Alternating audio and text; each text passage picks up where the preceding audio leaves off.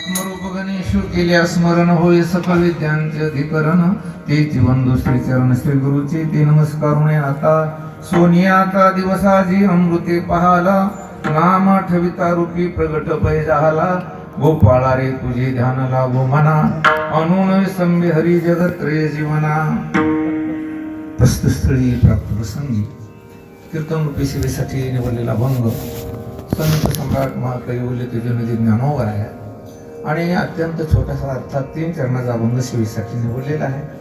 माऊली ज्ञानोबर म्हणतात भगवंताचं नाव एवढं श्रेष्ठ की त्या नामामुळे माझा आजचा जो दिवस आहे हा सोन्याचा उजाडला, याचा अर्थ सुखाचा उजाडला आणि सुखाचा दिवस उजाडून अमृताने त्याची काय झाली की पहाट झालेली आहे. काय कारण आहे त्याचं तो माऊली म्हणतात नाम आठविता रूपी प्रगट पै झाला. मी त्या भगवंताचं नामस्मरण घेतलं आणि त्याच्यामुळे भगवंताचं नामाचं आठवण करणं आणि त्यांना प्रगट होणं बरोबरच झालं आणि म्हणून माझा दिवस हा कसा झाला की सुखाचा उजाडला.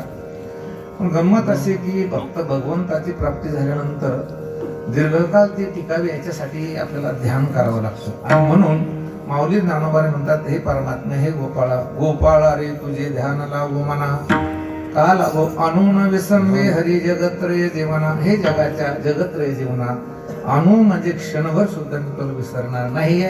आणि माऊली म्हणतात मी तनानं मनानं तुला शरण आलेलो आहे पण आता माझी जी काही प्रतीती आहे माझी जी दृष्टी आहे किंवा मला जे दिसत आहे तर बाप रखुमा देवी वारो वाचोने अनुने काही ओतप्रोत त्याला व्यापक अनुभूती म्हणतात. जिकडे तिकडे मला परमात्मा दिसतोय असा या अभंगाचा सरळ भावार्थ आहे.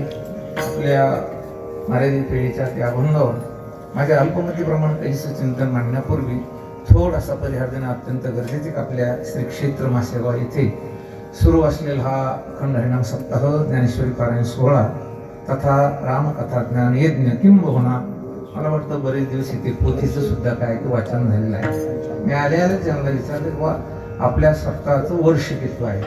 मला वाटतं 4-5 जणांकडून एकच उत्तर मला मिळालं किंवा आम्हाला कधी सुरू झाला हे माहिती नाही.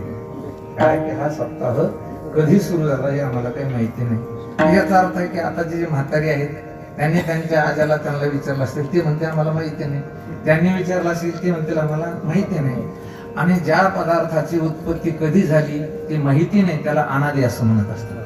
काय जो पदार्थ उत्पन्न झाला नाही त्यालाही अनादी म्हणतात आणि उत्पत्ती कधी झाली हेही माहिती नाही त्याला सुद्धा काय म्हणतात अनादी. म्हणून जसं ब्रह्म अनादी आहे तसं आपला सप्ताह सुद्धा कसा आहे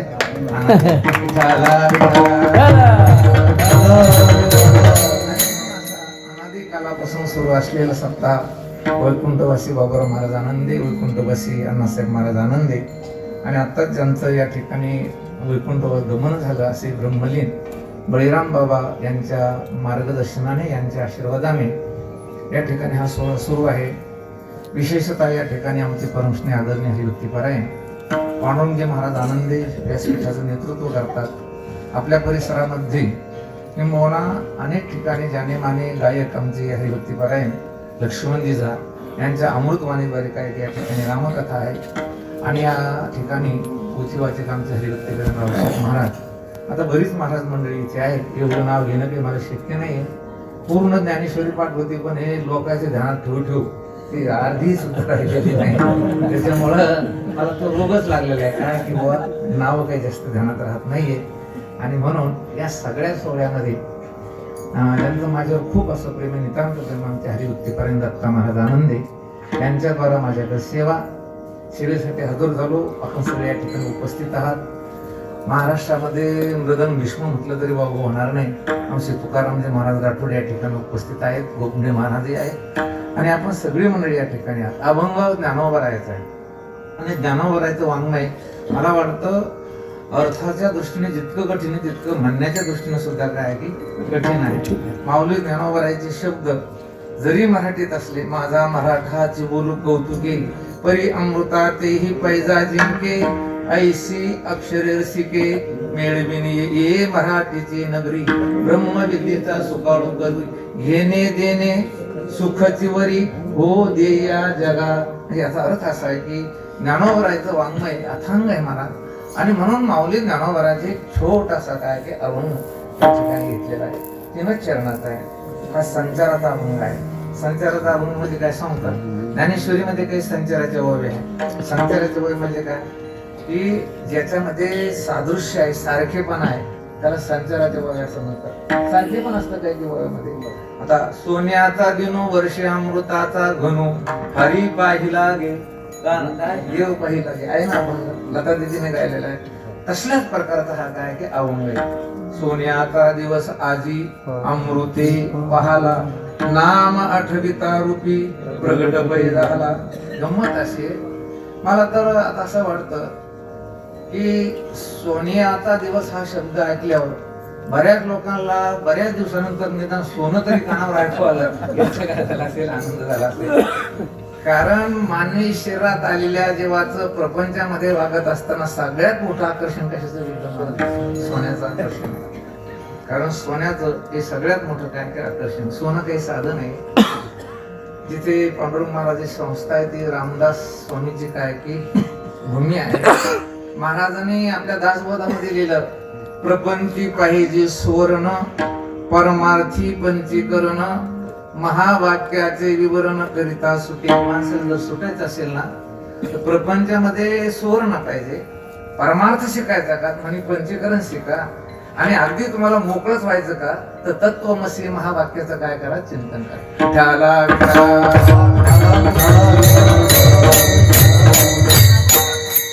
व्यावहारिक दृष्टीनं किंवा लोकांच्या दृष्टीनं, भौतिक दृष्टीने सोनं किती महत्वाचं आहे थोडक्यात सांगून मला जास्त काही सोन्याचं सांगायचं नाही. कारण सोनं मला कधी आवडलं नाही, आवडणार नाही, आवडतही नाही, म्हणून सोन्याचं काही जास्त सांगत नाही. पण जगाला मात्र काय आवडतंय, सोनं आवडतं. मुलीचं लग्न झालं ना तुमच्या की तुम्ही त्याच्या अंगावर हौशीने काय करता, मला 5 तोळे म्हणा, 10 तोळे म्हणा, सोनं त्याच्या अंगावर ते घालतात. आता एवढं मोठं सोनं तिच्या अंगावर घातल्यानंतर तिला तिथे गेल्यानंतर तरी आनंदात राहायला पाहिजे ना मदत मला. तरी त्यावेळेला असं वाटतं वर्षाकाठी माझ्या नवऱ्याने किमान 1 तोळा म्हणा, 2 तोळा म्हणा सोनं घ्यायला पाहिजे असं वाटतं. पण तिच्या दुर्दैवानं हे महाग महाशय अशी भेटते, तिच्याच अंगावरलं सोनं गहाण टाकून बरेच लोक असे किंवा बायकोला आलेलं सोनं गहाण टाकून त्याचा काय केलं त्यांनी बट्ट्याबोळ केला. म्हणून मानवी जीवनाचं आकर्षण जर कशामध्ये असेल तर सोन्यामध्ये. सोनं किती श्रेष्ठ सांगू का, जेव्हा राष्ट्राची अर्थव्यवस्था डबघायला येते आणि सध्या ती आलेली आहे, मी त्या विषयावर बोलणार नाही कारण अर्थतज्ञाला जाऊन विचारा की मला वाटतं आपल्या देशाची अर्थव्यवस्था एवढी डबघायला कधीच आली नव्हती, ती सध्या आलेली आहे. कशी आली ते तर तुम्ही त्या लोकांना विचारा. पण कितीही अर्थव्यवस्था रसातळाला गेली तरी अर्थव्यवस्थेला स्थैर्य देण्याचा अंडरस्टँड जर कोण करीत असेल तर ते सोनं करतं.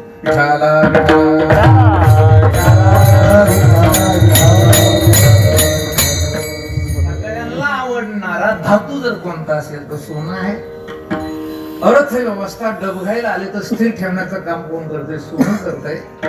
किंबहुना अत्यंत हायस्ट असे ज्या ठिकाणी संशोधन करतात महाराज, आणि जे काही अत्यंत फार मोठे असे उपकरण आहे, वैज्ञानिक उपकरण, तर तिथे सुद्धा थोडं कमी करा. विद्युत वाहक ज्या तारा आहे, विद्युत वाहक कशातल्या, त्या यंत्रातल्या, तर त्या सोन्याच्या असतात बरं का. कशाच्या असतात, त्या सोन्याच्या असतात. का असतात की सोनं हे वेगानं विद्युत नेतंय आणि पुन्हा गंजत नाहीये.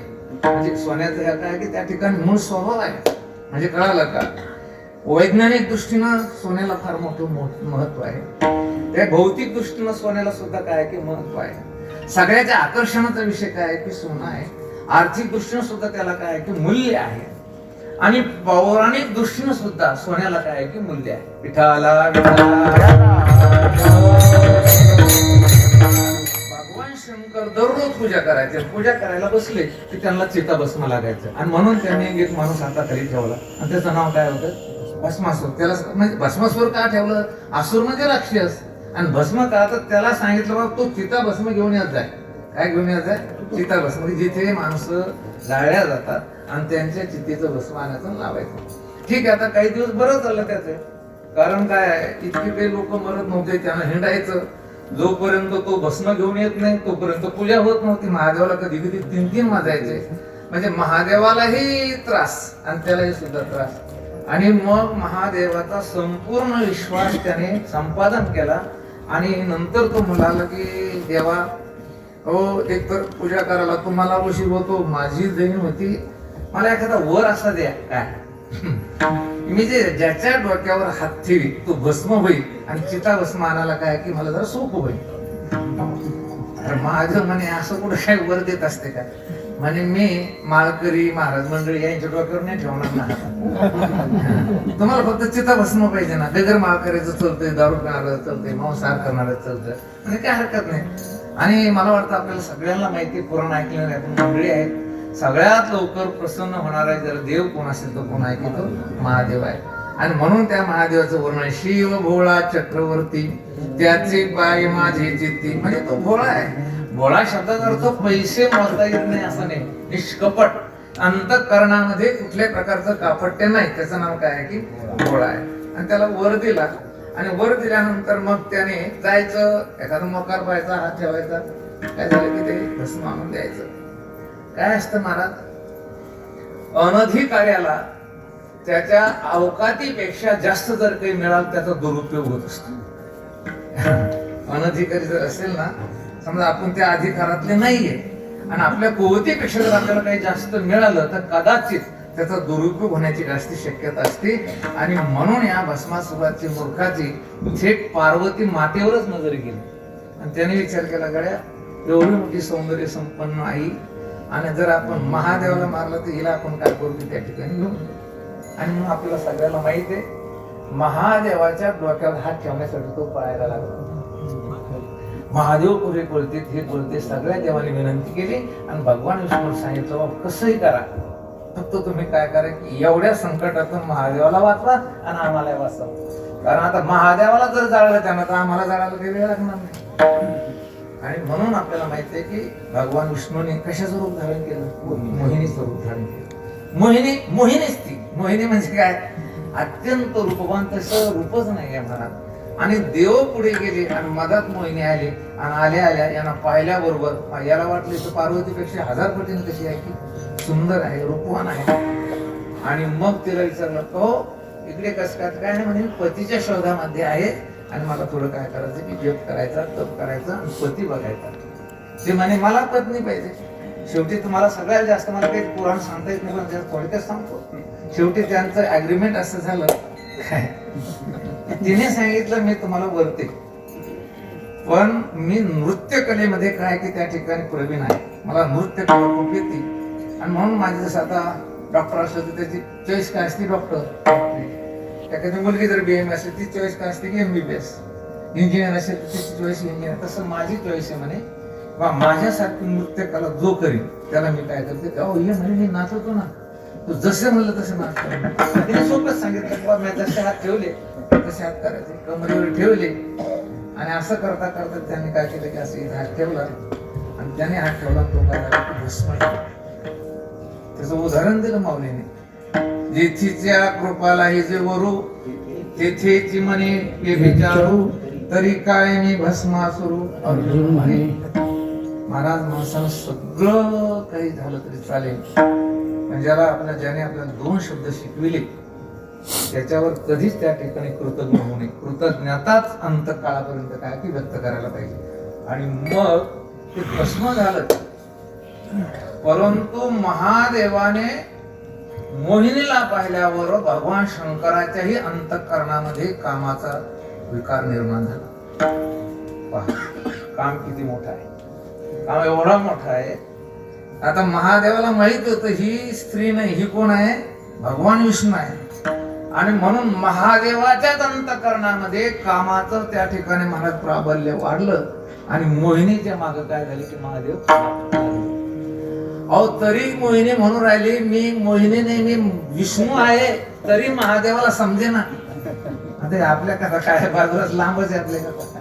आणि असं म्हणतात त्यावेळेस भगवान शंकराचा जो शुक्रपात झाला आणि ते थेंब जिथे जिथे पडले त्या थेंबाच्या ठिकाणी सोन्याच्या चांदीच्या खाणी झाल्या, अशी श्रीमद भागवतात कथा आहे. विठाला विठाला. त्याच्यातून अर्थ जर म्हणायचं असेल तर शुक्र म्हणजे ही सोन्याची आणि चांदीची खाण आहे. ती जर जपून वापरायला पाहिजे. काय करायला पाहिजे? ती जपून वापरायला पाहिजे. मला वाटतं शुक्राचं वर्धन होण्याच्या ऐवजी शुक्राचं अधःपतन होऊन राहिलं. म्हणून एकही लेकरू झाल्या झाल्या काचेच्या बाहेर जगत नाही. त्याचा परिणाम आहे. विठ्ठला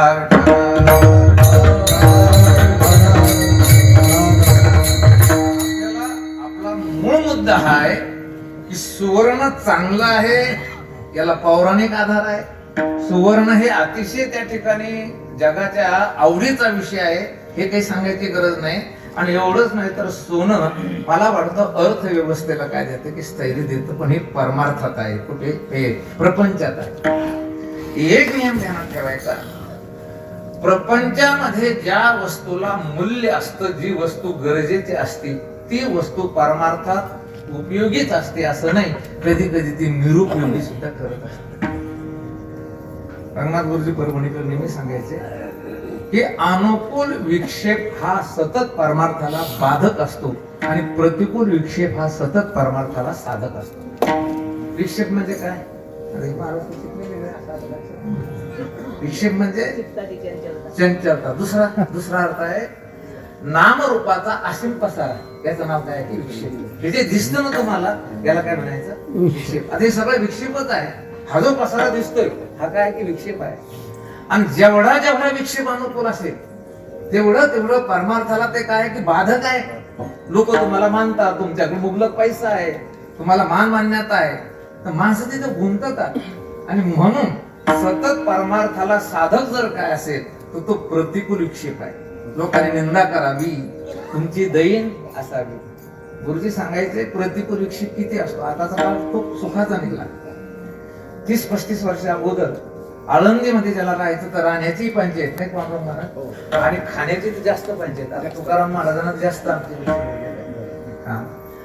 मग खरं सांगा 15-16-20 किलोमीटर पायी जाऊन मधुकरी आणणं हा का अनुकूल विक्षेप आहे का? प्रतिकूल विक्षेप आहे. बर, सकाळचं कालवण खाल्लं तर संध्याकाळचं ते खराब होतं. म्हणून संध्याकाळी कधी कधी कोरड्या भाकरी खाणं लागायची.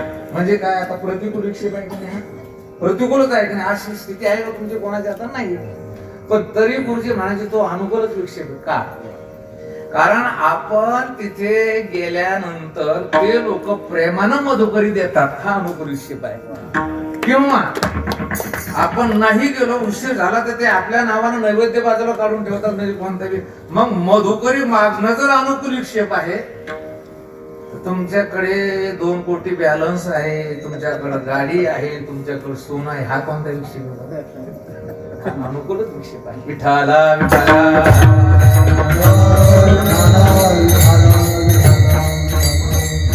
प्रपंचामध्ये तुमच्या सुवर्णाला मूल्य जरी असेल तर परमार्थामध्ये मात्र त्याला काही नाही की मूल्य नाही. मला तुकोबराची सगळी गाथा त्या गाथेमध्ये धनार्जन करा, अर्थार्जन करा, याच्यासाठी किती अभंग निघते.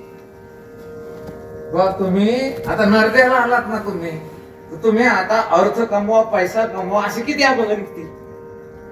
किती नाहीये, मुंग 1-2 आणि त्याच्यात सुद्धा खुटे मारून ठेवल्या. जोडून या धन, बस एवढं जोडून या धन एवढंच आहे. पण पुढे काय लिहिलं मला नाही. उत्तम व्यवहारे उदास विचारे वेच करी. आणि म्हणून सोनं हे व्यावहारिक दृष्टीने जरी क्रमांक 1 वर असेल तरी मला वाटतं पारमार्थिक दृष्टीने त्याला कुठल्याही प्रकारचं काय नाही की मूल्य नाही. म्हणून सोने रूपे आम्हा मृत्तिके समान, माणिक पाषाण खडे जैसे. पण आमच्या लोकांनी अर्थ कसे करा माहिती त्याचा. सोने रूपे आम्हा जोरानं म्हणायचं, आणि मृत्तिके समान तुम्हा.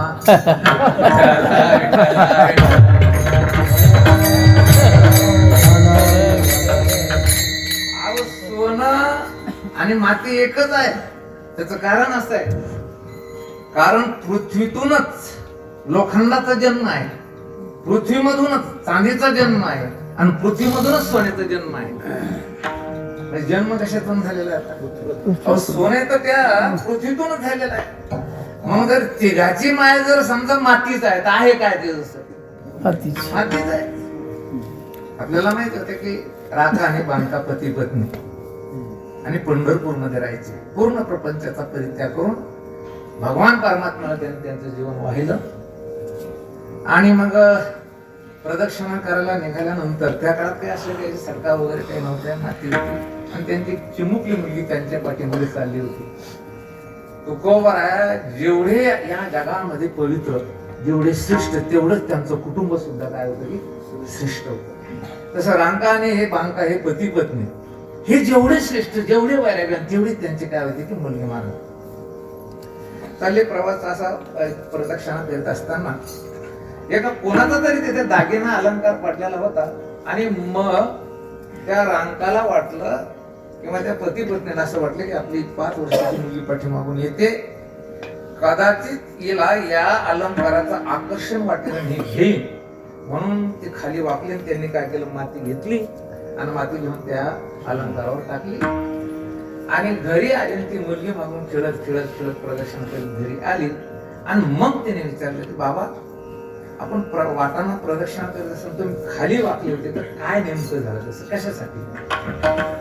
त्यावेळेस त्यांनी सांगितलं, दिदे एक अलंकार होता सोन्याचा, तर आम्ही तर काही आतापर्यंत त्याला कशाला स्पर्श केला नाही, पण कदाचित तुला त्याचं आकर्षण वाटून तू घेशील आणि आमच्या या सगळ्या परंपरेला कुठेतरी गालबोट लागेल व आम्ही सगळ्याचा परित्याग केला, वैराग्य निर्माण झालं आणि कदाचित तो अलंकार घेशील आणि म्हणून त्याच्यावर मी काय केली की माती टाकली. त्यावेळेस तिचं उत्तरही महाराज, बाबा तुम्ही एवढा जरी त्याग केला तरी तुमचा परमार्थ फुकट गेला. का? तुम्हाला माती सोनं याचं जर मूल्य कळत नसेल, ती मातीवर माती टाकली तुम्ही सोन्यावर माती टाकली नाही, तुम्ही मातीवरच काय केली की माती टाकलेली आहे. म्हणजे याचाच अर्थ असा आहे की परमार्थामध्ये सोन्याला फारसं मूल्य नाहीये. आपल्याला सगळ्याला माहिती आहे भागवत कथेमध्ये परीक्षितीनं जेव्हा महाराज कलीला मारायला आरंभ केला तर कलीने सांगितलं, मारू नका, मला कुठंतरी राहायला जागा द्या. राजाला दया आली. राजाने हिंसाचार, राजाने व्यभिचार, मद्यपान, दुष्कर्म इथे त्याला जागा देऊन टाकली. काय म्हणलं कली माहितीकडे, राजा जागा दिली पण लय बेकार दिल्याकडे, एखादी चांगली जागा दिली आणि म्हणून चांगली जागा म्हणून एक 5वी जागा कोणती दिली जाते मला, सोन्याची. आणि म्हणून सोनं जेवढं व्यवहारामध्ये आकर्षक आहे तेवढं परमार्थामध्ये ते काय आहे की घातक आहे. आणि म्हणून परमार्थामध्ये धनाला आणि सोन्याला फारसं मूल्य नाही. कसं मी तर आता जनरल बोल राहिलो, कोणाला काही राग यायचं काही कारण नाही. मला वाटतं तुम्ही कीर्तन घेतल्यानंतर जेव्हा नारळ पाकिट देतात तर खरंच महाराजाला मनातून आनंद होत नाही, इमानदारीने सांगतो होत नाही बरं. म्हणजे ते घेताना सुद्धा थोडं कमी, पण त्यांच्या अंतकरणात काय होतं आणि जर एखादा निर्ढावलेला असेल तर त्याच्यासारखा भाग्यवान तोच होता, त्याला काही वाटत नाही.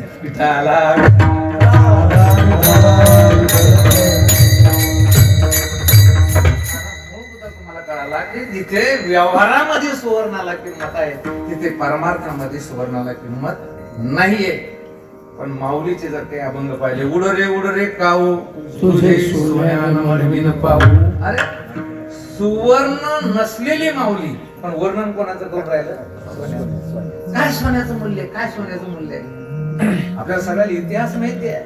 कोटी घरे जेथे काश्या आणि तांब्याची, शुद्ध कांचनाची सप्तकोटी, तुका म्हणे ज्याची संपदा एवढी, सांगाते कवडी गेली नाही. महाराज सप्तकोटी घर सुवर्णाची नगरी, पण कोणालाही त्याचं स्मरण नाही. आणि इकडे वनवासी राम, पण त्याची मात्र त्या ठिकाणी रामनवमी काय केली जाते, साजरी केली जाते.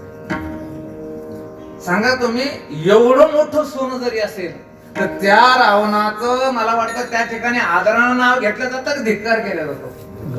तोही धिक्कार केला जातो माहितीये का, लग्नात जेव्हा पंक्ती बसते आणि लग्नाच्या पंक्ती जेव्हा शेवट आल्या की मग बिगर मार्ग श्लोक सुरू करते, रावणा रावणा राज्य. बस मला रावणाचं नाव फक्त तिथं ऐकतो. सीता सारखी रत्न चोरून नेली, मी बरेच पुस्तकं चालली पण याच्यात नाही सापडला अजून तो पुस्तक. मला वाटतं नक्की मस्तकातून आलेले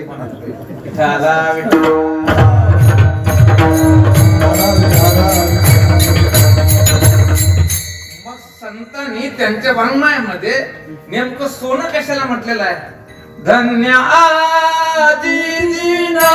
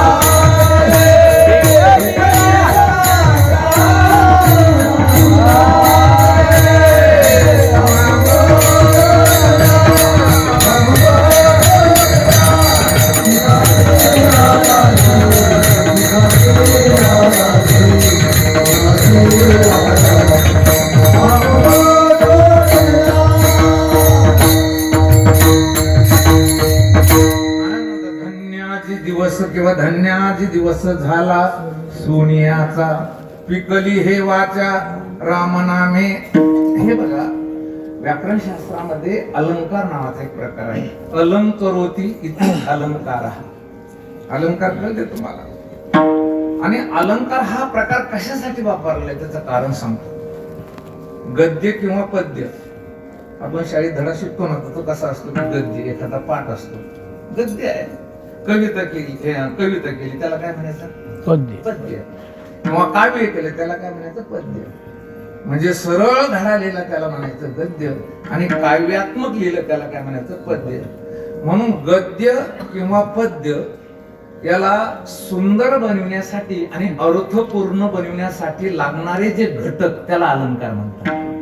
त्याला काय म्हणतात? त्याला अलंकार असं म्हणतात. म्हणून लोक म्हणतात महाराज ना लय अलंकारिक भाषा वापरतात, म्हणजे त्याला अलंकार. म्हणून त्या अलंकारामध्ये एक रूपक नावाचा अलंकार आहे. कोणता अलंकार आहे? रूपक. रूपक म्हणजे काय? एका वस्तूचा गुणधर्म दुसऱ्या वस्तूशी जोडला की कोणता अलंकार झाला? रूपक अलंकार. यांचा आवाज कसा आहे? भीमसेन जोशी सारखा आहे. म्हणजे काय केलं आपण तिथे? रूपक केलं. कसं रूपक केलं? भीमसेन जोशी झाले उपमा, हे झाले उपमेय, आणि त्यांची यांना काय दिले आपण? उपमा. म्हणजे काय झालं नाही रूपक? ते भीमसेन जोशी आहेत. भीमसेन जोशी नाही तुम्ही, मात्र झालं का नाही तसं? बरं, जाऊ द्या. गावामध्ये जर एखादा माणूस खरं बोलणार असला, 50%, 25%, 35% किंवा 5%, लोक काय म्हणतात, म्हणजे आमच्या गावातले कोणी की धर्मराजा आहे, कोण आहे म्हणतात ते धर्मराजा. धर्मराजाला 5,500 वर्ष झाली आणि याला कसं काय तुम्ही उपमध्ये राहिले की बाबा हा थोडा का होईना पण काय बोलतो की सत्य बोलतो. म्हणजे रूपक निर्मिती कधी होतं, रूपक एका वस्तूचा गुणधर्म दुसऱ्या वस्तूशी जोडला तेव्हा रूपक निर्मिती होती. नाही कळलं तर पुन्हा सांगतो, कारण माझा बिलकुल वादाच असा की कळूस तर सांगायचं नंतर पुढे जायचं, आणि इतकं खाली होऊन जर कळालं नाही एखाद्याला तर मग ते आपलं नशीब समजायचं पुन्हा पुढे.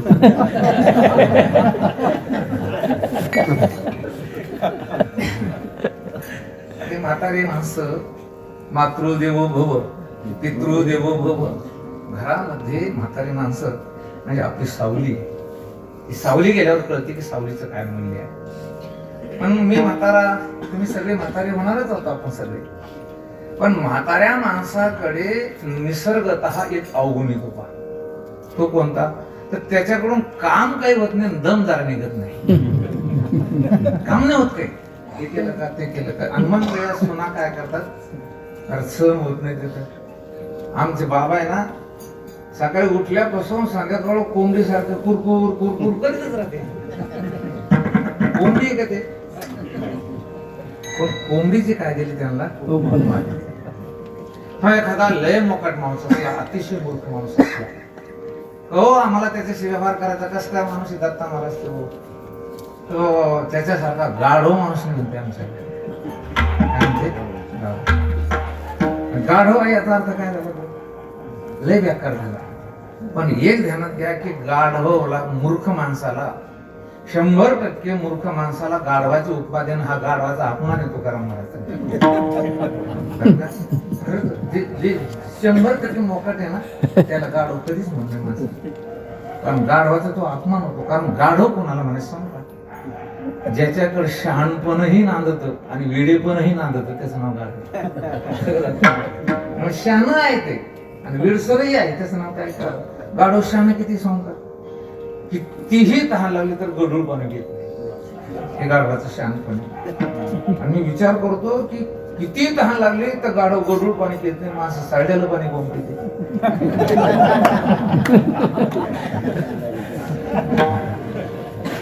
बरं, दुसरं शहाणपण सांगतो त्याचं, कुठलाही प्राणी असा नाही की त्याला विष मिश्रित अन्नाचं ज्ञान होतं, कधीच नाही. तुम्ही भाकर घ्यायची, विषात कालवायची, ते औषधात कुत्र्या टाकायची, खातं मरतं. पण गाढव एक असा प्राणी आहे, जर तुम्ही विष मिश्रित अन्न त्याच्या समोर ठेवलं की ते खात नाहीये. किती शहाणपण आहे त्याचं.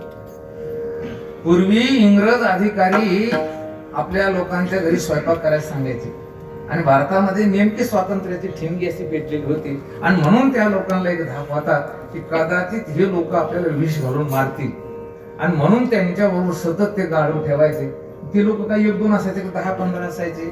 मग तुम्ही स्वयंपाक केल्यानंतर जेवायच्या अगोदर पहिला एक घास सगळ्या पदार्थाचा काढायचा आणि गाढवाच्या समोर ठेवायचा. गाढवानं खाल्ला तर ते खायचे. म्हणजे गाढवाचं शहाणपण किती मोठे पहा, गढूळ पाणी पित नाही आणि विष मिश्रित अन्न घेत नाही. आता वेळ किती हे सांगतो तुम्हाला. कोजागिरी पौर्णिमेचा चंद्र उगवल्यानंतर शीतल चांदण असतं, शीतल, अतिशय शीतल, एकदम शरीराला शीतलता निर्माण करणार. तरी सुद्धा चांदण असं चंद्रोबा वर आला, त्या भिंतीच्या कडीला सावलीत बसत येते. कळत गावात ऊन लागल म्हणून त्याचे वेळे पण येते. वेळे पण नाही. शहाणपण किती, विष मिश्रित अन्न खात नाही. शहाणपण किती की त्या ठिकाणी गढूळ पाणी पित नाही. बरं येडं किती, चांदण्याचं ऊन लागल म्हणून. आणि दुसरे वेळे पण सांगतो तुम्हाला, गाढव कधी बघा तुम्ही पावसाळ्यात हडकुळे होते आणि उन्हाळ्यात ताजे होते. हा सायकोलॉजिकल प्रॉब्लेम आहे त्यांना. कसं आता उन्हाळ्यात असे ते इकडं तिकडं असे नुसते त्याने जरा उकडलं घोळ वाटलं लय खाल्लं मग पोट भरत. पावसाळ्यात एखाद्या पडीतच चरायला गेले, घंटाभर खाल्लं आणि पुढं पाहिलं की हिरवत दिसतं, उजी उघड पाहिलं तर हिरवत दिसतं, इकडं पाहिलं तर हिरवत दिसतंय आणि मागे पाहिलं तर हिरवत दिसतं. मग त्यांना काय वाटतं माहितीये का, आपण काहीच खाल्लं नाही, काहीच खाल्लं नाही या मानसिकतेपोटी खाऊन ते काय की हाडकुळे. आणि मला वाटतं आपण सगळे वारकरी लोक आहे, आपण सगळे कष्ट करणारे लोक आहे. गाढव उपमा फक्त भ्रष्टाचार करणाऱ्या नेत्याला शोभते. कोणासोबत इथून बोलतो मी आणि कधीही बोलतो, काही कोणाच्या बापाचं घेऊन या. वेडे म्हणावं तर राज्य चालू राहिले आणि शाने म्हणावं तर इतकं खाऊन खाल्लं नाही म्हणून राहिले.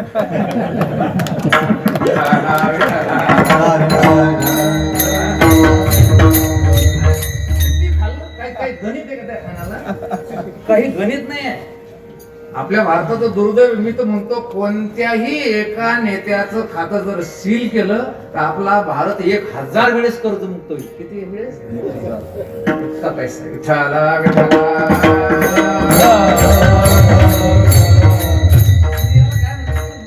याला काय म्हणायचं उपमा. तसं इथे तुकाराम महाराज म्हणतात, नामाला त्यांनी सोन्याची उपमा दिली. कोणाला उपमा दिली? नामाला सोन्याची उपमा दिली आहे.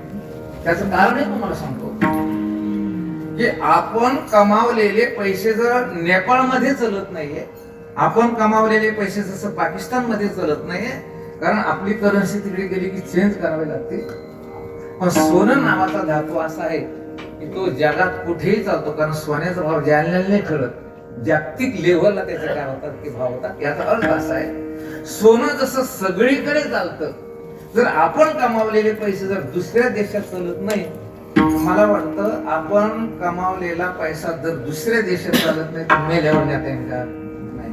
पण सोनं जसं सगळ्या जगामध्ये चालतं, करा हरिभक्ती येईल परलोकी कामा, सोडविल यमा सोनिया. आणि म्हणून महाराजांनी उपमा दिली, धन्य दिवस आधी झाला सोनियाचा. नामाला काय म्हटले महाराज? पिकली हे वाचा राम नामे. इतकं सुंदर चिंतन केलं तुकाराम महाराजांनी. महाराज म्हणतात राम नामाने माझी वाचा पिकली. त्याचं कारण तुम्हाला सांगतो. पिकलेलं फळ एकतर मधुर लागतं, गोड लागतं, रसाळ असतं ते. पिकल्या शेंग कडूपणा गेली, हा पहिला मुद्दा तुम्हाला सगळ्याला माहिती आहे. पण पिकलेल्या फळाचा दुसरा मुद्दा तुम्हाला माहित नाही कोणता.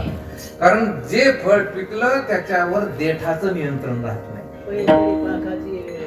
परिपाकाचे वेळे फळ देठू ना देठू फळे. माऊलीने लिहिलंय, फळ देठू ना देठू फळे. म्हणजे याचा अर्थ असा आहे की देठाचं फळावर नियंत्रण राहत नाही.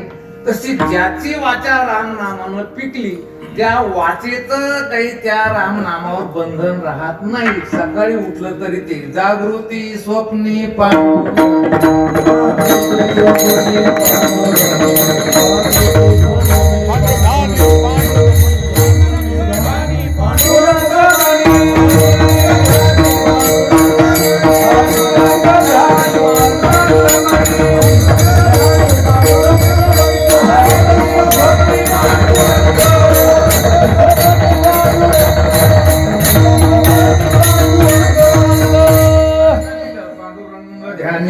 पांडुरंग म्हणे. महाराज असे एकदा बहिर दिशेला गेले. आताच आमचा मगाशी विषय झाला सुतकाचा, पण ते काही सांगत नाही मी. ते बहिर दिशेला गेले आणि महाराज बहिर दिशेने उठले, काही हातपाय धुतलेले नव्हते. आणि महाराजाचं भजन सुरू झालं. एवढ्यात एक पंडित आला पाहिजे. आता सध्या काय झालं सांगू, सध्याच्या परिस्थितीमध्ये जे शिस्तीत राहतात, नियमामध्ये राहतात, नवे नवे वेदाचं, शास्त्राचं आणि संताचं थोडं ऐकतात, त्याला लोक दांभिक म्हणतात. आणि जे मोकार राहतात त्याला साधू म्हणतात. ही आता सध्याची परिस्थिती. कलीचा महिमा ऐका, कलीचे महिमान असं त्या सिरिजले पापा देती अनुमोदन करीती हिरण संताचे. आणि ते पंडित आला, महाराज म्हणू लागला, महाराज आता शौचाम उठले तुम्ही आणि रामनाम घ्यायला लागले. त्याने सांगितलं बा रामनाम घ्यावा लागलं नाही, माझी मदत झाली.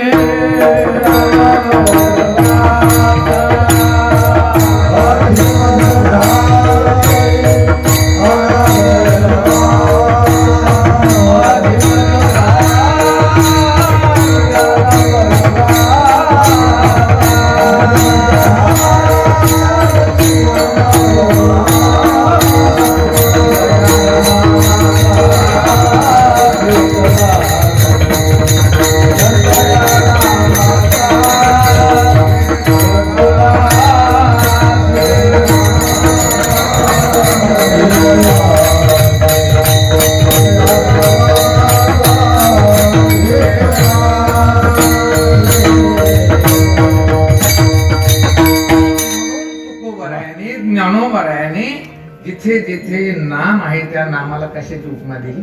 सोन्याची. जाऊ द्या, चांगलं झालं तर माणूस कशाची उपमा देतो? सोन्याची. काय असो नसो पण माणसानं गरिबी भोगले राव, त्याचं पोरग कलेक्टर झालं, त्याचं जीवनाचं काय झालं? सोनं झालं. म्हणजे काय झालं? चांगलं झालं. बरं जाऊ दे, हे तर सगळ्याला काय असं. अहो, या माता भगिनी जेव्हा लाडात येतात ना, त्या पोराला काय म्हणते? मग सोनं. ते लोखंडापेक्षा बेकार राहतं. माझं सोनं, माझं सोनं, माझं सोनं. म्हणजे याचा अर्थ असा आहे की चांगलं जिथे होतं त्याला आपण उपमा कशाची देतो? सोन्याची. पण संत वाङ्मयामध्ये फक्त 2 ठिकाणी सोन्याची उपमा दिलेली. कैवल्य कनकाचे दाना, जो न कळसी थोरा साना, द्रष्ट्याचे दर्शना पाढावतो. महाराजांनी नामाला सोन्याची उपमा का दिली? जसं सोनं सगळ्या जगामध्ये चलतं तसं नामस्मरण हे तुम्हाला कधीही कामाला येतं, बाकीचं कामाला येणार नाहीये. आणि जसं सोनं हा धातू जो आहे अत्यंत पवित्र असून तो धातू कधीही त्या ठिकाणी नष्ट करण्याचा प्रयत्न केला तर नष्ट होत नाही. म्हणून माऊलीने कैवल्य कनकाच्या दाना म्हणजे कैवल्य म्हणजे मोक्ष. साधू करतात काय? तर साधू मोक्ष रूपी सुवर्णाचं तुम्हाला काय करतात? विठाला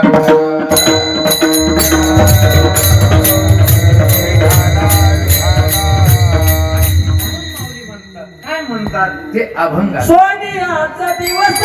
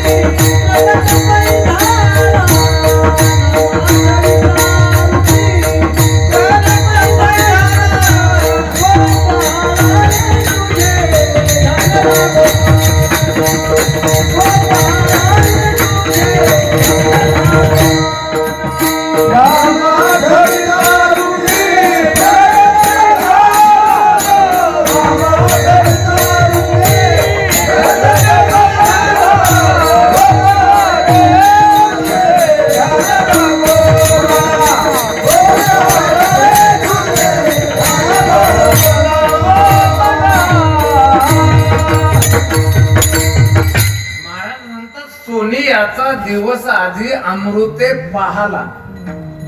आता काय झालं, कधी कधी आमचे लोक सुद्धा शुद्ध बोलण्याच्या नादात पाहिलं म्हणायचं तर पाहलं म्हणते, आणि पाहलं शब्दाचा अर्थ उजाडलं. आजी श्रवणेंद्रिया पाहाली म्हणजे इथे ज्ञानोबराय म्हणतात सुखाचा दिवस अमृताची पहाट घेऊन उजाडला. याचा अर्थ काय झाला? सुखाचा दिवस आजी अमृते पाहाला म्हणजे अमृताची पहाट घेऊन तो काय झालेला आहे की उजाडलेला. आपण याच्याच विषयाचे अनुषंगाने थोडस बाजूला जाऊ. मला वाटतं गुरुजी नेहमी सांगायचे की एक गोष्ट सगळ्याला आवडली नाही, सगळ्या गोष्टी एकाला आवडत नाही, सगळ्या गोष्टी सगळ्याला आवडत नाही. मला जे आवडते ते तुम्हाला नाही, तुम्हाला जे आवडते ते मला नाही. आता हे वक्ते असतात आमचे, वक्त्यामध्ये काहीला भक्ती प्राधान्याने कीर्तन करतात, काही त्या ठिकाणी मला ज्ञानाचं जास्त चिंतन करतात, काही वैराग्य निर्माण होण्यासाठी भक्ती ज्ञान या गोष्टीने करू नये. आणि सगळं सांगत असताना एक गोष्ट सगळ्याला कधी आवडत नाही. म्हणजे आता मला जसं कीर्तन करता येतं हे तुमच्याकडे का नाही. आता ह्यांना सगळ्या मंडळी जसं गायन करता येतं तसं आहे का तुमच्याकडे नाही. यांना जसं वाजेल तसं माझ्याकडे नाही. तुम्हाला जसे पैसे कमायची आयडिया आहे तसे आम्हाला नाही. तुम्ही जसे या सगळ्या गोष्टी आहेत. याच्यात काही वाद नाहीये. एक गोष्ट कधी सगळ्याकडे नाहीये.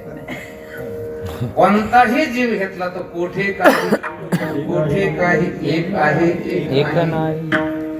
पण मला वाटतं इच्छा नाही असा जीव नाही. इच्छा नाही असा जीवच नाहीये. कोणताही जीव घेतला, कोणत्याही शरीरातला घेतला, त्याच्याकडे काय आहे की उद्धव मला इच्छा आहे. मला वाटतं बोलणंच चुकलं कारण माझे. इच्छा नाही असा जीव नाही असं नाहीये. इच्छेमुळेच जीव दशेला आला. हे ब्रह्म आहे, देव आहे तो. पण कशी काय इच्छा मुरळी तयार झाली त्याच्या नादाला लागला ते पांगलं त्याचं. मी आपल्या सगळ्यांच्या आशीर्वादाने 48 म्हणजे 40-40 वर्षापासून सारखी म्हणजे त्याच गावात कीर्तन वार्षिक असतात माझे.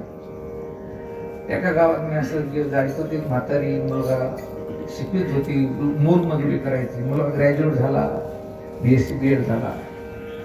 पण तरीही त्या मुलानं भारतीय संस्कृती जतन केली आणि मातृभक्त निघाला तो. फार थोडी मुलं असे शिकले आणि मातृभक्त. दररोज त्यांना दर्शन घ्यायचं, कॉलेजला जायचं, कॉलेजून आलं की पुन्हा दर्शन घ्यायचं. आणि आम्ही गेलो की चहा घ्यायच्या वेळेस त्या म्हातारीनं त्या मुलाचं तोंड भरून वर्णन करायचं. बाबा माझा मुलगा श्रावण बाळ, म्हणजे उपमा कशी दिली, माझा मुलगा भक्त पुंडली. आणि पुढे त्याचं लग्न वगैरे झाले. 5-7 वर्षांना आम्ही गेलो. मला ते काही जाण झालं नाही. आणि मग तो काही बाळू घरी नव्हता. मला आजी बाळू पुढे येतो आणि तो त्याचा बंगला आहे समोर. आणि तो बंगल्यात राहायला गेला. आपल्या भारताची शोकांतिक आहे की 2 भाऊ 3 भाऊ वेगळे वेगळे निघतील, यात नवल नाही. पण आई वडिलांना एकच मुलगा असेल तर आई वडील एके बाजूला तो दुसऱ्या बाजूला राहतो, हे सुद्धा काय की नवल आहे. तिला सांगितलं की तू तिकडे पृथ्वीबाई बाहेर म्हणलं आजी तू तर लय म्हणत होती की माझा बाळू श्रावण बाळ, माझा बाळू भक्त पुंडली. आता कुठे गेलं त्याची मातृभक्त?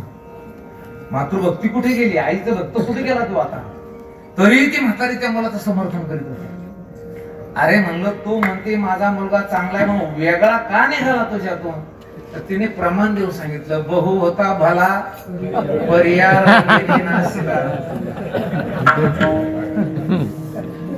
तुकाराम महाराजांनी सगळ्यात जास्त आदर जर कोणाचा केला असेल तर स्त्रियाचा केलेला आहे. बघा तुम्ही, तुकोबाराचे अनेक अभंग आहेत. अतिशय आदर आमच्या माता भगिनी आहे.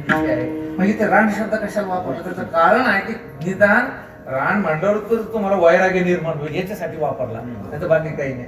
तर काय म्हटली ती म्हातारी, बहु होता भला, मुलगा चांगला आहे पण त्याच्या बायकोमुळे तो नासला. तसं जीव मूलतः ब्रह्मरूपच आहे, यात कुठल्याही प्रकारची शंका नाही. पण नासलं कशामुळे? त्याचं इच्छा. ते तर इच्छा ही कुमारी झाली, मग कामाची या तारुण्या आली, द्वेषेशी मांडली द्वेषेशी मांडली आणि पुढचं सगळं वराडीकच मांडलं. मग विठाला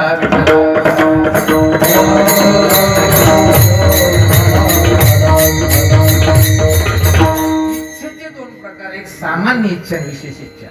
विशेष इच्छा वेगळी वेगळी, पण सामान्य इच्छा ती आहे. विचारचंद्रोदयामध्ये पहिलाच प्रश्न आहे, काय पुरुषार्थ म्हणजे काय किंवा पुरुषार्थ सुख काय आहे? कोणत्याही जीवाच्या इच्छेचा जो विषय त्याला काय म्हणायचं? पुरुषार्थ. आणि ती इच्छा जर कोणती असेल तर सकल दुःखाची निवृत्ती आणि परमानंदाची प्राप्ती ही प्रत्येक जीवाची काय आहे ती इच्छा आहे. मग सुखासाठी एवढे मोठे प्रयत्न केले तरी सुख मिळत नाही, आणि दुःख नको म्हटलं तर पहिल्या दुःखाचा परिहार होत नाही, तर दुसरं दुःख मला त्या ठिकाणी अगदी थायटा माटानं उभं राहतं. गणित चुकलं. विठाला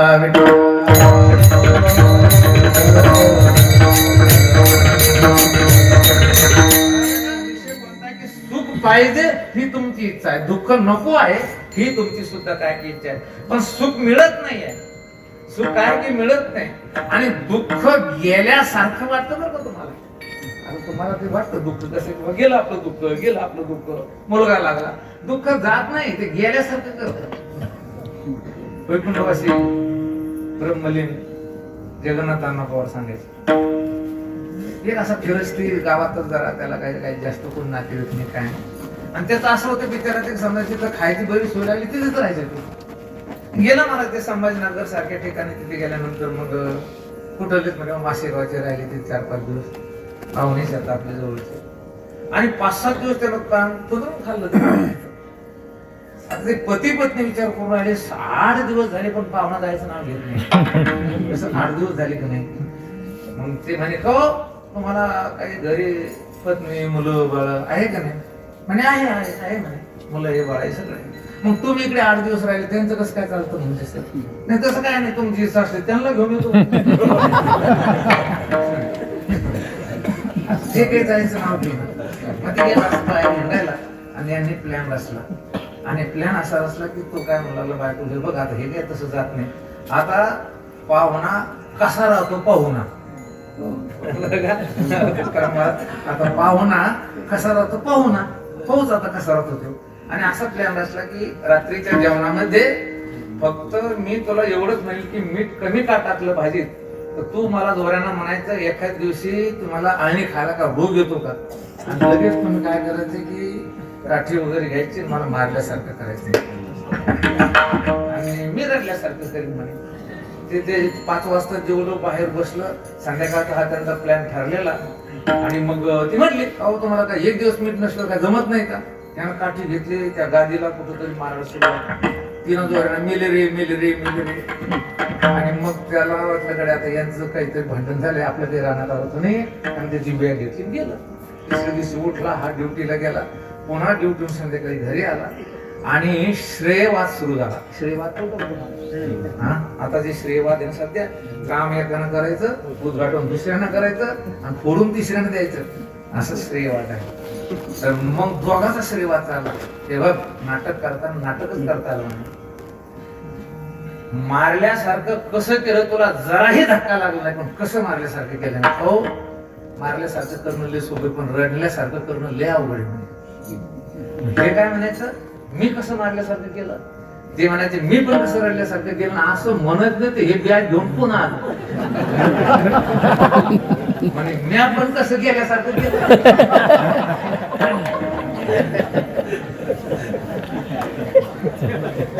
हे द्यायचं नाही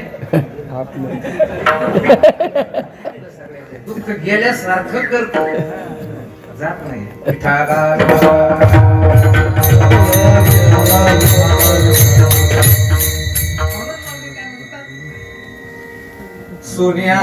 सोन्याचा म्हणजे सुखाचा शास्त्र आहे. काय यो वै भूमा तत् सुखम नाल्पे सुखम अस्ति. कारण भूमानाम व्यापक जे व्यापक असतं ते सुख स्वरूप असतं. जे परिचिन्न असतं त्याच्यात सुख नसतं ते दुःख रूप असतं. कारण जे व्यापक स्वरूपाचं आहे त्याच्यामध्ये सुख असतं. जे परिचिन्न आहे ज्याच्यात देश परिचिन्नता आहे काल परिचिन्नता आहे वस्तू परिचिन्नता आहे ते काय की दुःख रूप आहे. आणि परमात्म्याचं जर आपण चिंतन केलं देश काळ वस्तू भेद मावळा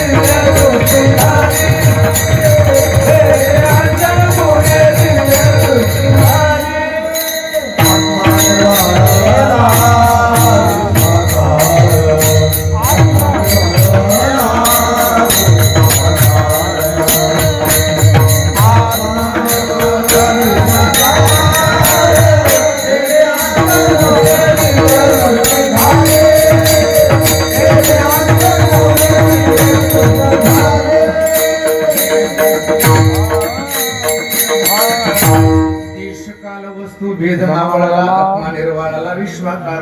आपण कळालं तरी व्यापक स्वरूपाचं जर काय असेल तर ब्रह्म आहे ते काय की सुख स्वरूप आहे, आणि हे तुमचं काय की स्वरूप. याचा अर्थ असा आहे की तुम्ही सुख स्वरूप आहात. बघा, तुम्ही सुखासाठी पंचविषय तुम्ही जमा केले. शब्द आहे, स्पर्श आहे, रूप आहे, रस आहे, गंध आहे. आणि गाढ झोपेमध्ये कुठलाच विषय राहत नाही. राहतो का बाबा? कोणताच विषय राहत नाही. सुख राहतं का? राहत ना.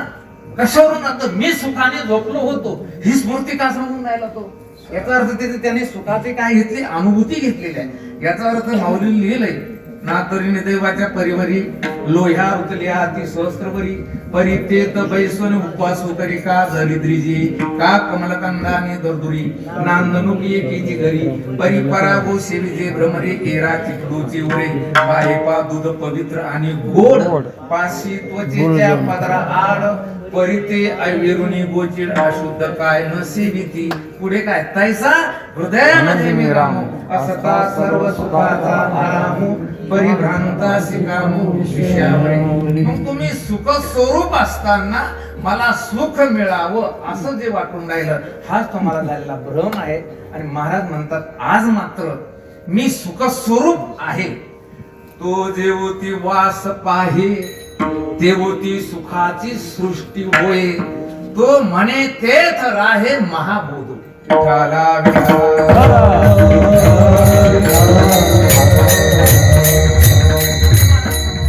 सोन्याचा दिवस आधी अमृते पाहाला. अमृते पाहाला म्हणजे काय? अमृताची पहाट घेऊन उजाडला. पहाट म्हणजे काय? सूर्योदय. आता पाठीविषयी सुद्धा बरंच चिंतन आले. तैशीच गुरु कृपा उखा उजळली तीर्थ ज्ञानाची ओत पली पडली तीर्थ साम्याची बुद्धी उघडली. म्हणजे गुरुची कृपा हीच पाठ आहे. बाबा अहंकार निसिगन दाट गुरु वचनी फुटली पाठ माता भक्ती भेटली बरवंट तिने मार्ग दाविला चोखट गा नरहरी राम गोविंद वासुदेवा. आपला विषय हा चाललाय की सुखाचा दिवस म्हणजे काय? तुम्ही सुख स्वरूप आहे असं गुरु कृपेने कळल्यामुळे महाराज म्हणतात अमृताची पहाट घेऊन तो उजाडला. अमृताची पहाट म्हणजे नाही आणि मृत म्हणजे मरणे, जे मरत नाही अशी पहाट घेऊन आपली काय की महाराज त्या ठिकाणी ते उजाडले. 4 पदार्थ सांगितलेले आहे. एक आहे अनादि अनंत, दुसरा आहे अनादि शांत, तिसरा आहे साधी शांत आणि चौथा आहे साधी अनंत. आता अनादि काय आणि अनंत काय सांगतो? म्हणजे जे अनुत्पन्न स्वरूपाचं आहे त्याला काय म्हणायचं? अनादि. आणि ज्याचा कशानेच अंत होत नाही त्याला काय म्हणायचं? अनंत. साधी कशाला म्हणायचं? जे उत्पन्न होत त्याला काय म्हणायचं? साधी. आणि शांत कशाला म्हणायचं? की ज्याचा अंत होतो त्याला काय म्हणायचं? शांत. तसं अनादि म्हणजे अनुत्पन्न स्वरूपाचं जर काय असेल तर ते फक्त आणि फक्त एक ब्रह्म आहे, चैतन्य आहे. ते काय? चैतन्य आहे. अवघेची त्रैलोक्य आनंदाचे आकार. आणि मला वाटतं या प्रमाणाचं सार्थक फक्त मासेगावनच केलेले, बाकी नाही. जे आनंदी आहे पण खरंच आनंदी ते नाही तर काही गावात प्रकाशन अंधकार सगळा. काही नाव पंडित. अरे आमचं इकडं आमच्या कळवणतील क्षीरसागर म्हणजे तिथं दूधच नाही. नाव काय क्षीरसागर म्हणजे दुधाचा सागर. आणि तिथं दुधाचा पत्ता नाही. त्याला काय इथे किती महाराज लोक इथे महाराजाचं गणितच नाही. आणि नुसते असे अल्लम तल्लम नाहीये, चिंतन करणारी मंडळी. आपला विषय काय झाला? अनादि जर काय असेल तर ते काय आहे की ब्रह्म आहे, चैतन्य आहे. तुम्ही अनादि आहे. तुम्हाला असं वाटतं मी मरतो, सोप्या भाषेत सांगतो मी. तुम्हाला मरा वाटतं का जगा वाटतं? कोणाला जागा वाटतं? बरं सगळ्याला जागा वाटतं. बरं जगावं का वाटतं याचं उत्तर द्या बरं. अरे तुम्ही मरत नाही म्हणूनच जागा वाटतं. स्वरूप नाहीतर जर तुम्ही मेले असते ना तर मला मारा वाटलं असतं. म्हणजे तुम्ही अमर आहे म्हणूनच मी मरू नाही असं वाटतं. आता अमर अमर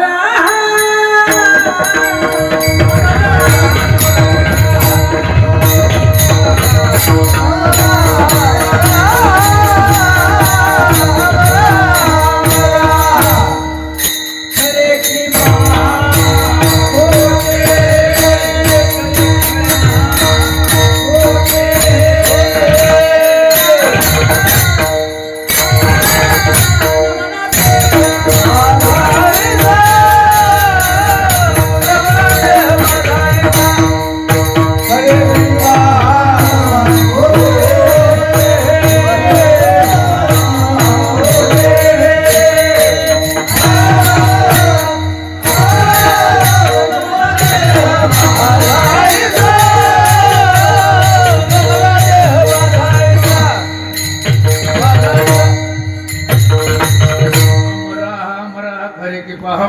मग का मला वाटत नाही आपल्याला तर आपण कसे की अमर आहे.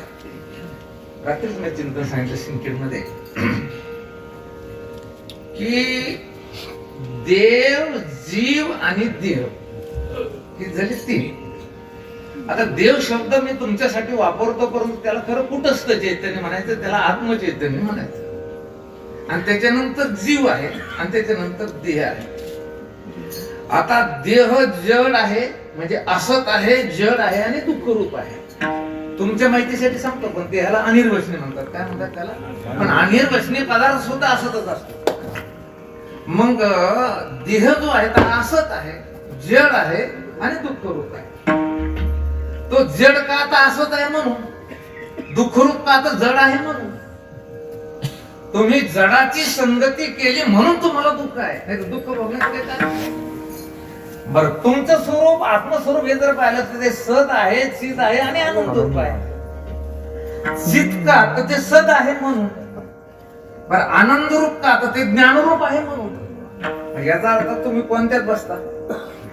असत जड दुःख रूप देह आहे, सच्चिदानंद घन तर तुम्ही आहे. पण तुम्हाला मी मार्का वाटायला लागलो. मग मार्का का वाटायला लागले तुम्ही? याचं कारण आहे की तुम्ही मार्केची काय केली की संगती केली. कल्पना विद्या तेने झाला येऊ करावं. कल्पना विद्या तेने झाला जीव, मायोपाधी शिव बोली जेते. कल्पनेने आणि अविद्येने काय झाला जीव. पण हे ढोबळ मनाचे. एकनाथ महाराज सांगितलं, पण कोणते मनानं सांगितले? ढोबळ मनानं सांगितलं. कल्पनेनं आणि अविद्येनं काय झाला? जीव झाला. जीव शब्दाचा अर्थ मला वाटतं कदाचित मागे सांगितलं असेल. कोणता कीर्तनकार बरं का पण मला कंबर बांधली इथं म्हणतो, होय नरद्यात आलेल्या जीवानं आपलं कल्याण करून घ्यावं. मला वाटतं कीर्तन झाल्यावर त्याला पहिले विचारा किंवा जीव शब्दाची व्याख्या सांग आणि नंतर कल्याणाचं करून काय की जीव. जीव म्हणजे काय? जीव शब्दाची व्याख्या जर कळाली तर मला जीवाची सिद्धी होत नाही. जीवाची काय होत नाही? सिद्धी होत नाही. कारण चिज्जड ग्रंथी याचाच नाव जीव आहे. मी नेहमी सांगत असतो की याला मुख नाव आलं. याचं नाव काय? मुख आहे. अगदी आपल्या सामान्य भाषेमध्ये याला आपण तोड म्हणतो. राग आला तो थोबड म्हणतो. बस याच्या पलीकडे याला काय नाही शब्द. पण याच्या समोर जर आरसा घेतला तर या मुखाचं त्याच्यामध्ये काय पडतं? प्रतिबिंब पडतं. आणि मुखाचं त्या आरशामध्ये प्रतिबिंब पडलं रे पडलं याला बिंब नाव आलं. आता सापेक्ष आहे ते. कारण प्रतिबिंबामुळे याला काय नाव आलं? बिंब. वास्तविक पाहता याला पहिलं नाव काय? मुख आहे. मुख मुख नाव ने मुख आहे ते. मुख ते आहेच आहे. बर आरशा वाचून मुख आहे, प्रतिबिंब वाचून सुद्धा मुख आहे. कारण गुरुजी म्हणायचे किंवा गंध वाकडा तिकडा लागला याच्यासाठी आरसा पाहायचा असेल तर पहा. टोपी वाकडी झाली यासाठी आरसा पहा. केस इकडे तिकडे गेले यासाठी आरसा पहा. एक मनुष्य आरसा बघायला लागला त्याला विचारलं, काय करतात? मी आरसा पाहतो. आणि कशाला पाहता तुम्ही? तोंड जागेवर एक नाही पाहतो. तोंड जागेवर. आणि आरशा वाचून तोंड आहे. आरशाचं तोंडाचा काही संबंध नाही. पण आरशामुळे बिंब प्रतिबिंब हा भाव तयार झाला. बिंबही नाही आणि प्रतिबिंबही नाही. आरसा गेला फक्त काय की मुख आहे. बुद्धी भेदाचा आरिसा जया हातोनी पडेला विरेशा की प्रति मुखाभासा मुकला. फक्त बुद्धीमध्ये पडलेलं कुटस्थ चैतन्याचं प्रतिबिंब आणि त्या तिन्ही मिळून काय झालं की त्याचं नाव काय की जीव मधात आहे. बुद्धीत कुटस्थ चैतन्याचा पडलेला आभास आणि तिन्ही मिळून काय झाला जीव. आता या जीवाला अधिष्ठान आहे सुख आणि या जीवाच्या बाहेर आहे दुःख. देहाकडे काय आहे दुःख आहे. मग आता याला जायचं कोणीकडे यानं ठरवायचं. मरक्याकडे जायचं का अमरकडे जायचं. आता वास्तविक पाहता याचं स्वरूपच अमर आहे आणि अमर म्हटलं की तो सुख स्वरूप आहे. आणि म्हणून महाराज म्हणतात माझा जो दिवस उगवला हा कशात उगवला. सुखाचा म्हणजे सोन्याचा दिवस आजी अमृती पाहाला. याला म्हणायचं अनादि अनंत. अंत होत नाही. नैनं चिंदन्ति शस्त्राणि नैनं दहति पावकः न चैनं खेदयन्ति आपनो शोषयति मारुतः. देव जरी म्हटला तर या आत्म्याला मारायचं तर मारलं जात नाहीये. आणि म्हणून अनादि अनंत हे तुमचं स्वरूप आहे. माया अनादि आहे पण कळाली ती काय की शांत आहे. विठाला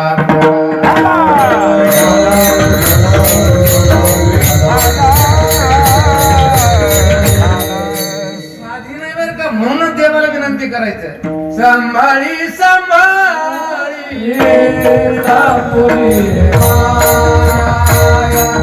माया, सांभाळी सांभाळी सापुरी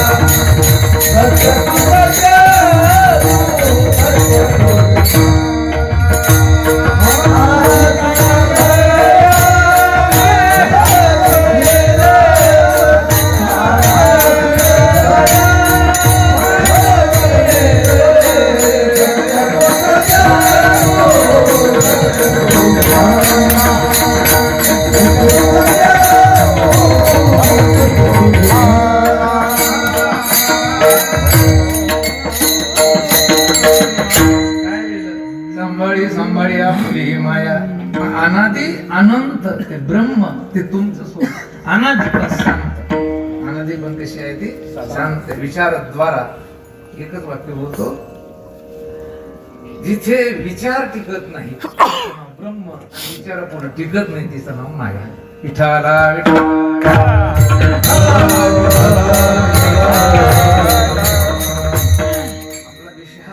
की ती अनादि आहे पण कशी आहे ती शांत आहे. विचाराद्वारा ती नाही अशी ठरते. मला ती हे बघा ब्रह्मसत आहे. कसं आहे. माया सत आहे का नाही. कौन नाही. विचारापूर्वक टिकत नाही.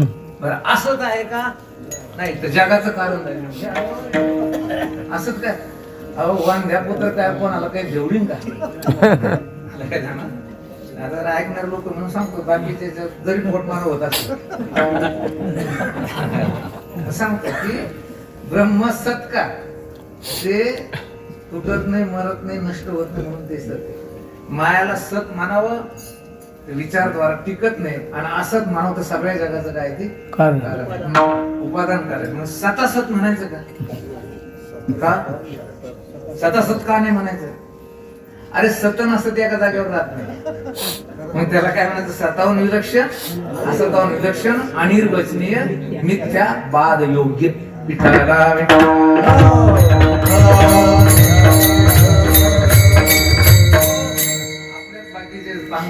म्हणून अनादि शांत त्याचं नाव काय की माया. साधी शांत. साधी म्हणजे आता उत्पन्न झालं आणि त्याचा अंत होतो. उपजेते नाशे नाशिले ते पुनरुपी दिसे एक घटिका यंत्र जैसे परिभ्रमे. देह आणि देहासंबंधी पसारा साधी आहे आणि शांत आहे. आता एकच मुद्दा राहिला साधी आनंद. काय साधे आहे पण अनंत आहे. बुवा सांगते ना ते आश्रमाला राहतात काय महाराज साधी अनंत मोक्ष. मोक्ष कसा आहे? साधी अनंत आहे. साधी म्हणजे आता गुरु कृपेनं आपल्याला मोक्ष मिळाला आणि तो कधीच नष्ट होत नाही, म्हणून त्याला काय म्हणायचं? साधी अनंत. म्हणून माऊली म्हणतात सोन्याचा दिवसाजी अमृते. काय कारण? कोणतं साधन? नाम आठविता रूपी प्रगट भैया. शास्त्रामध्ये नाम आणि रूप अस्ति भाती प्रिय हे तिन्ही ब्रह्माचे अंश आहे. नाम आणि रूप हे मायाचे अंश आहे. त्या नाम रूपामध्ये चढावं लागले की रूप श्रेष्ठ का नाम श्रेष्ठ? तर मला वाटतं की रूपापेक्षा नाम हे कसं आहे? श्रेष्ठ आहे. तुम्ही या गावात या, नवीन माणूस का हो आम्हाला त्याला भेटायचं, जर जाडीले राव टोपी घालते गोरे पान आहे दिसायला लय चांगले नाही, त्या माणसाला भेटायचं ना. तुम्ही मेलं तरी त्या माणसाची ओळख होणार नाही. आणि नुसतं सांगा पांडुरंग महाराज ना, लगेच लोक म्हणते मग बाकी सांगायचं का? त्याचं कारण आहे की नाम कळाला की रूप कळायला काही उशीर लागत नाही. तुम्ही जाऊन सांगा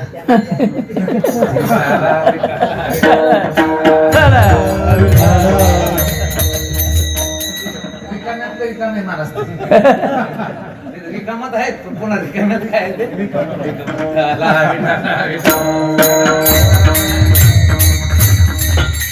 नाम कळलं की रूपाचं त्या ठिकाणी, कारण नामाची शक्ती मला ते नाम श्रेष्ठ आहे. बघा तुम्ही राम म्हटलं की लोकांच्या डोळ्यासमोर रूप येते कोणाचं? रामचंद्र. कृष्ण म्हटलं की कोणाचं रूप येते? ही नामाची शक्ती आहे. अहो एवढंच काय विंचू म्हटलं की रूप तुम्हाला तुमच्या समोर कशी येतं? विंच वाच येतं.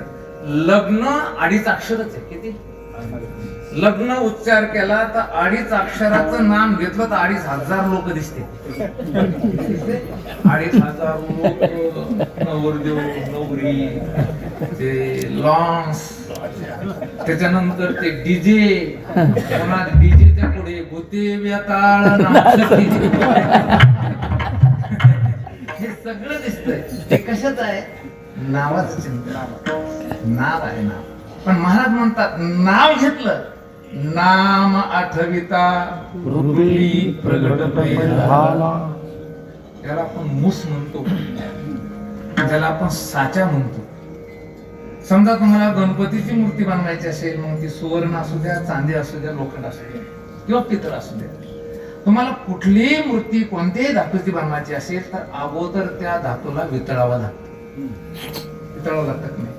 पितळाचे समजा तुम्हाला गणपती करायचं तर ते पितळ नावाचा धातू त्याचं काय व्हायला पाहिजे? पाणी. आणि ते कशात टाकायला पाहिजे की जी मूस गणपतीच्या आकाराची आहे त्याच्यात ते पातळ केलेलं पितळाचं पाणी टाकलं की ते घट्ट झालं की नंतर काय होतं? तिथं आकार धारण करतो. कीर्तनामध्ये माणसाचं चित्त द्रवीभूत व्हायला पाहिजे. कंठी प्रेम दाटे नैनी लोटे, प्रेम दाटे नैनी लोटे, कंठी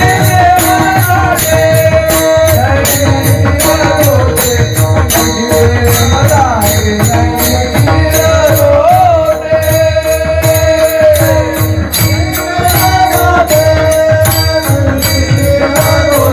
कंठी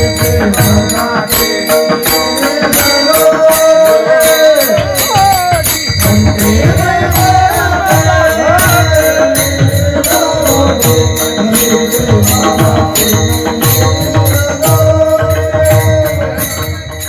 लोटे. प्रेम दाटे नैनी नीर लोटे.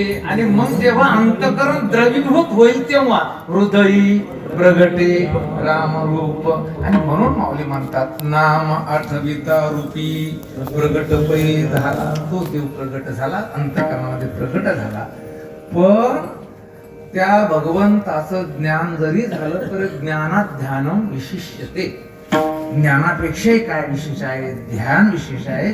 आणि म्हणजे याचा अर्थ असा आहे की ज्ञेय रूपानं जर तुम्हाला ते ब्रह्म कळत नसेल तर त्या ब्रह्माचं ध्येय रूपानं तुम्ही काय करायला पाहिजे, ध्यान करायला पाहिजे. हेच माऊली अभंग आहे. गोपाळ रे तुझ ध्यान लागो मना, गोपाळ रे तुझ शेवट म्हणा, शेवट भारी म्हणा.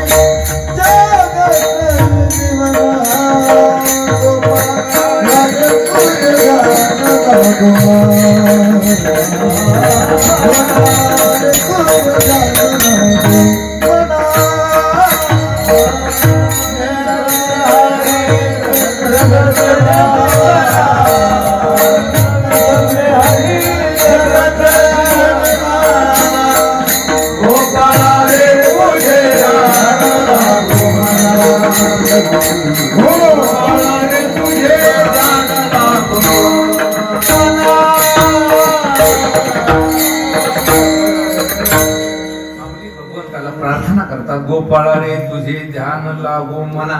आणि क्षणभरी अनु म्हणजे क्षणभरी न विसंबे हरी जगत्रय जीवना. आणि एकदा देवाला विसरलं जर नाही तर जी अतिशय दिव्य दृष्टी प्राप्त होती तिचं चिंतन महाराज अभंगाच्या शेवटच्या चरणी. तुझे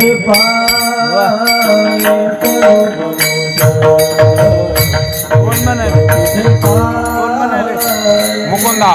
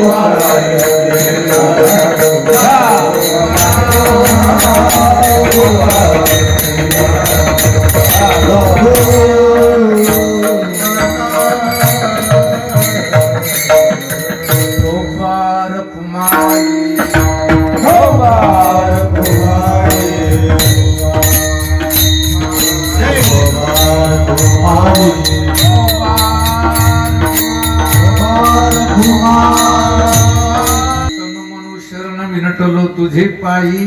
आता एक पुढचं वाक्य अत्यंत महत्वाचं आहे. बाप रखुमा देवी वरा वाचून आणून नेणे काय. म्हणजे माझी दिव्य दृष्टी अशी झाली, मला आता जिकडे तिकडे बाप रखुमा देवीवर नाम परमात्मात मला दिसतो आहे. या जगाचं चिंतन करीत असताना माऊलीने फार सुंदर वाक्य लिहिले. मला माझ्या विस्तारलेपणा नावी हे जगजनो हे अगवे, जैसे तुझच मुराले स्वभावे ते दही, का बीजचे झाले तरू अथवा भांगाराचे अलंकारू, तैसा मध्ये एकाचा विस्तार ते हे जग. माऊली काय म्हटले, जैसे दुधच मुराले स्वभावे तेची दही. म्हणजे जसं दुधाचंच दही झालं तसं देव स्वतः काय म्हणतो की मीच या जग रूपानं नटलो. झाला शब्द आला की परिणाम वाढतो. झाला शब्द आला कोणता वादे, दुधाचं दही केलं नाहीये, दुधाचं दही भासलं नाहीये, तर दुधाचं दही काय झालं की झालं. तसं मला वाटतं परिणाम व्हायला. आता दुधाचं दही झालं म्हटल्यानंतर पुन्हा त्या दह्याचं दूध होत नाही देणार, म्हणजे परिणाम वाटतं मारला पाहिला, म्हणजे जग काढूनच टाकलं. देवाचा परिणाम जग नाही, हे डोक्यातून काढून टाकला. पहिलं काय केलं? देवाचा परिणाम जग नाही. नंतर का बीजची झाले तरू, मग दुसरं सांगितलं बीजच त्या झाडाच्या रूपानं जसं होतं तसं परमात्मा जगाच्या रूपाने झाला. पण गंमत अशी त्याच्यामध्ये, आता आपण सगळे श्रोते आहात, बीज जेव्हा वृक्ष रूपानं होतं त्यावेळी बीजाला बीज पण टाकावं लागतं, कारण त्याला अंकुर उत्पन्न झाला.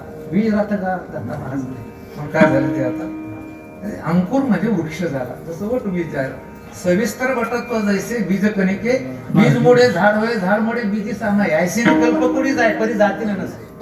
हे असं चालूच आहे त्याच्यात. पण कल्पना करा की बीजाला बीज पण टाकून नंतर वृक्षाचा आकार धारण करतोय. मला म्हणायचं ब्रह्मानं तर ब्रह्म पण टाकलं आणि जगाचा आकार धारण केला तर पुन्हा कधीच ते जग ब्रह्म होणार नाही. असं कसं? त्याच्यात मधात अवस्था बदलते. पहिलं बीज गेलं, मधात झाड आणि नंतर पुन्हा काय की बीज. आणि म्हणून नंतर महाराजांनी ब्रह्म हे जगाचं विवर्त उपादान आहे. का भांगारची झाले अलंकारू, तैसा मज एकाचा विस्तारू, हे जग सुवर्णाचे अनंत अलंकार झाले तरी सोन्यामध्ये यत्किंचितही काही बदल होत नाही. म्हणून जग ब्रह्माचा विवर्त हा पहिला, मायाचा परिणाम. ठीक आहे नाही? हे जे जग दिसतंय ते ब्रह्माचा कोण आहे? विवर्त. विवर्त म्हणजे काय? व्याख्या पाठ ठेवले पाहिजे माणसाने. अधिष्ठानावर विपरीत स्वभावान आणि अन्यथा रूप, त्याचं नाव काय? परिणाम काय? उपादानाच्या समान स्वभावान आणि अन्यथा रूप, त्याचं नाव काय? परिणाम. आणि म्हणून हे जग विवर्त हाही कमीच भाग आहे, परिणाम तर नकलीच नाहीये. महाराज म्हणतात बाप रखुमा देवी वर वाचुनी आणुनी काही. श्रीकृष्ण भगवान अक्रूराने मथुरेला नेले, गवळणे शोकाकुल झाल्या, अन्न पाणी वर्ज्य केलं आणि तिकडे आपल्याला सगळ्यांना माहिती आहे की कंसाचा वध वगैरे झाला. आणि गवळण्याची झालेली जी अवस्था आहे ती अवस्था भगवंताला पाहावेना.